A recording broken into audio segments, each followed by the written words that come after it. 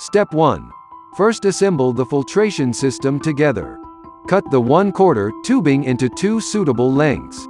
Connect the 2 tubings to the inlet hose and the outlet hose of the filter head. When the tubing is fully inserted, put the blue lock clip on the fitting.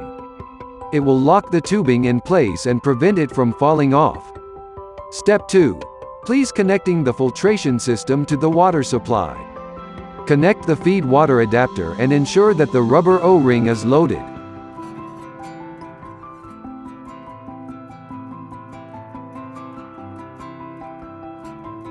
Step 3.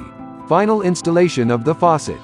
Insert the faucet spout into the faucet body. Insert the faucet stem into the hole on the countertop. Under the sink, slip on other parts in the order that please refer to the video. Firmly insert the quick connect fitting onto the faucet stem. Connect one end of the tubing to the quick connect fitting of the faucet, then lock the clip. If you want to pull out the tubing, remove the clip first. Push the tubing into the fitting until you reach the mark on the tubing.